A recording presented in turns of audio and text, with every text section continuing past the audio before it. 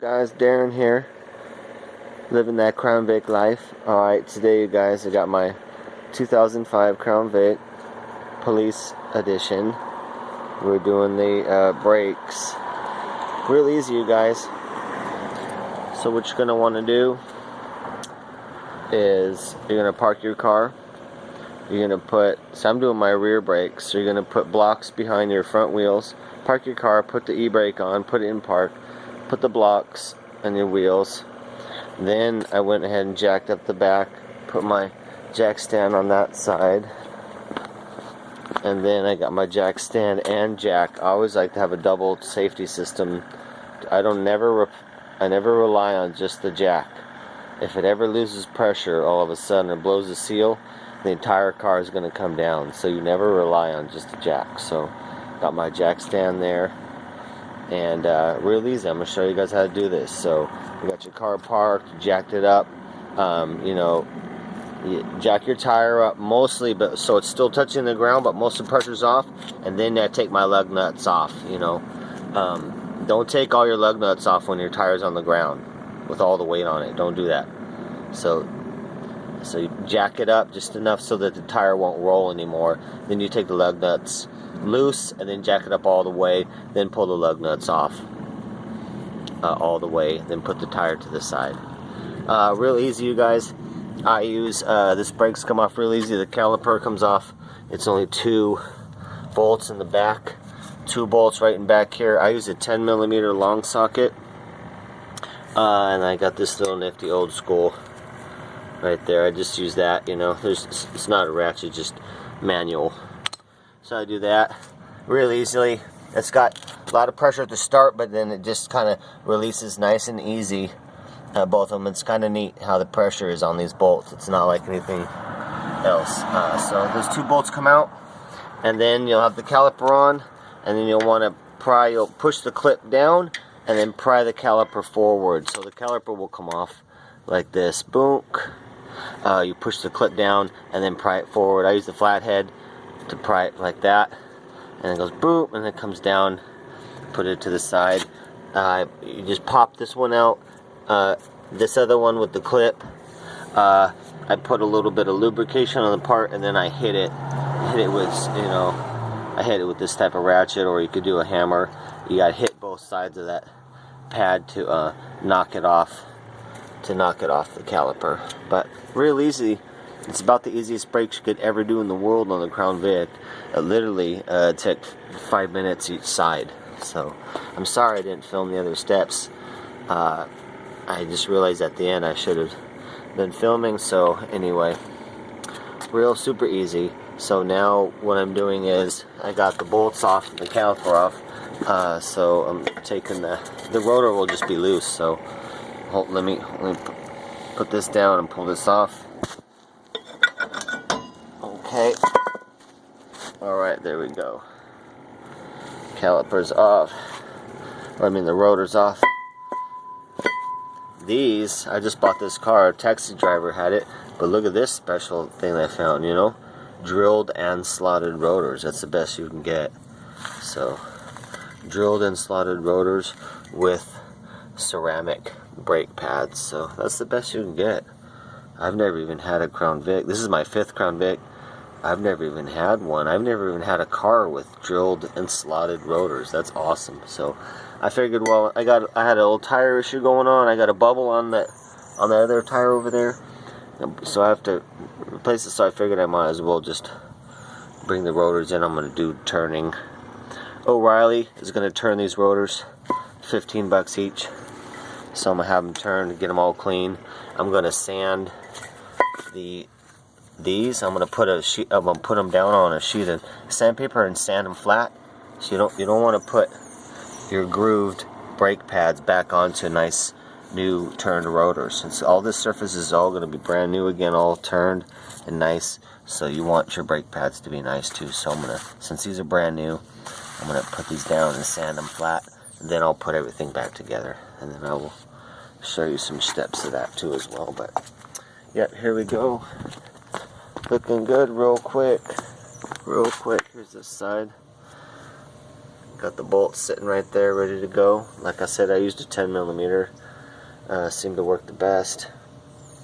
I got my other rotor right here, ready to go. They're pretty good. Hopefully they should be able to turn. They're not too worn, so we'll get that going. Alright, you guys. Aaron here, Crown Vic Life. Just got my rotors back from getting them turned. It'll cost you 15 or 20 bucks each. Look at these beauties. Nice. Oh, beautiful. Maybe the last time they're real close, so maybe the last time that these will be able to be turned. But you can actually get these for 60 bucks each at Summit Racing. I found them pretty cheap, so. But yep, here we go. I'm gonna put these suckers back on. I'm gonna show you guys how to do it the proper way to put these back on. Here we go. And here, Crown Vic Life. We're back from O'Reilly with our newly turned rotors. Nice and awesome. We're gonna put them back on here. First step is you should use brake cleaner, but I forgot, and so I'm using some carburetor cleaner. I'm just gonna spray. I'm gonna spray around this in this area. I'm gonna clean this stuff out. Now, what I'm using to catch all this stuff is a potty pad, like for dogs and whatnot. So look at all that stuff. So I'm gonna spray and clean that stuff behind it. Then I'm gonna go ahead and start putting stuff on. So here we go. Next step, you're going. I already sprayed these two rails. They should be sitting on there like loose or whatnot, moving a little bit. Those are what the caliper slides on. So I sprayed them off, and now I'm gonna put some a little bit of disc wheel brake grease. I'm using some synthetic disc wheel brake grease. You can use just regular, doesn't matter. You're just gonna put a baby amount on there. So I'll show you guys. Just a little bit, that might be too much. Just a little bit.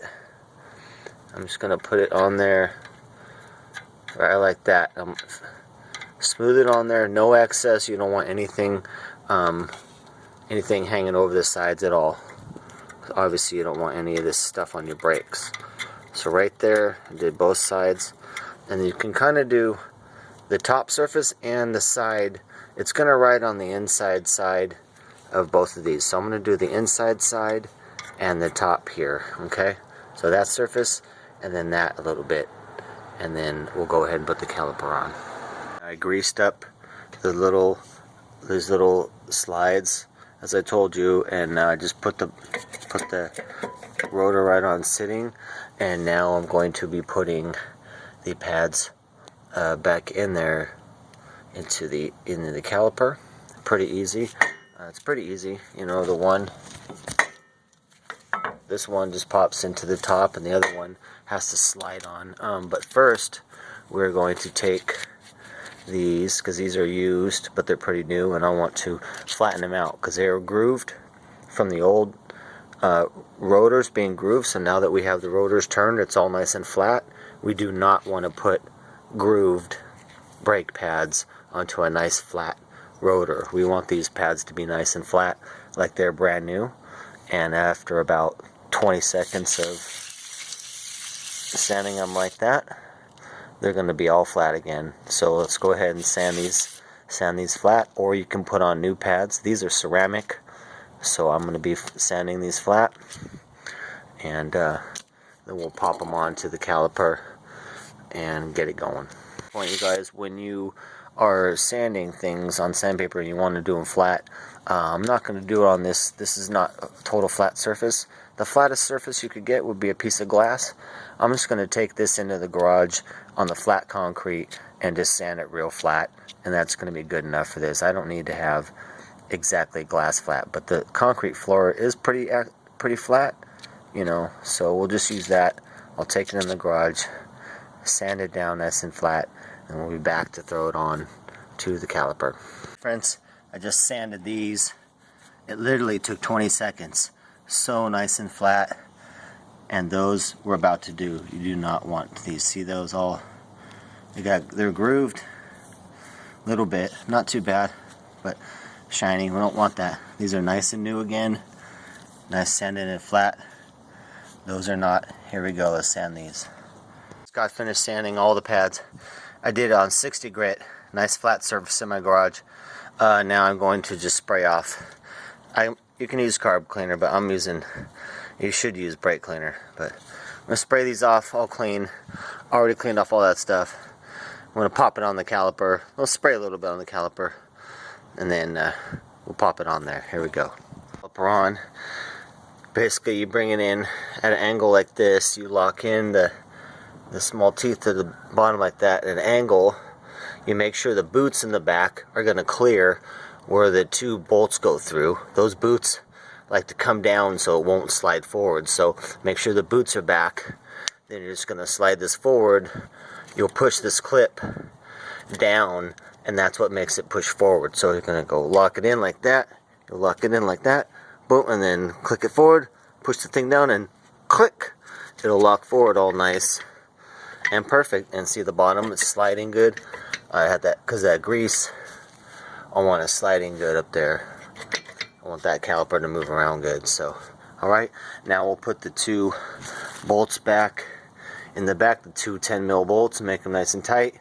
And we're done with this side, and we'll do the next side. We're now on the driver's side, rear brakes. Here's what we're doing, same thing again. We're going to spray. I'm going to spray all that off, the carb cleaner, onto the potty pad, boom. Going to grease these clean these, and I'm going to grease these little skids with wheel bearing grease real lightly, no overhang, no nothing, make it nice and clean, smooth it. And then I'm going to be putting the pads on the caliper, and then we will pop the caliper on like I showed you. We'll pop it on like this, pops on like that, and then it clicks forward and onto the wheel. Alright, it's so easy, guys. It's a 5-minute job. It's the easiest brakes in the world to do. Just do it right, do it perfect, and if you do it this method, you're doing it better than a shop does. So here we go. Might run into one problem when you go to put your new pads on and whatnot. There might not be enough clearance right here to put on the disc brake. So I'm going to show you what you do. You just pull this other new pad off. Now you can use an old pad to do this, or you can use this and just be careful with it, or put a piece of wood right here instead of this pad. But I'm going to use this right here, and I'm going to push. What you want to do is push this back this way. So I'm going to put it right here, and I'm going to squeeze like this. I'm going to squeeze this piston back up so I can fit it back on the rotor, okay? So do it real careful so you don't hurt the pad, or you can put a piece of wood right there, or put something over this pad and squeeze it back up so that you can put that back on there so you have room on the rotor. And then also when you're doing this process, don't put your foot on the brake pedal. It'll close it. It'll close both of them. So it'll be more time to open these back up. So that's how you do that. C-clamp like this. Or you could, I don't know, it's pretty hard to do it by hand. So you kind of need something like this to do it. But that's the cheap way to do it. Okay, here we go. That was so easy. Literally 30 seconds. So there you go. See, I put it back up there. You see that? I didn't even damage. There's no damage on the thing at all from this right here. So we're fine. I don't even need to clean that up with sandpaper. I'm gonna just leave it like that. I'll go ahead and hit the sandpaper for a couple seconds. I know. Let's be perfect. I'll sandpaper it a couple seconds. Pop it back on. Put the other pad slide back on. Put it back on the rotor. Here we go. Let's do this.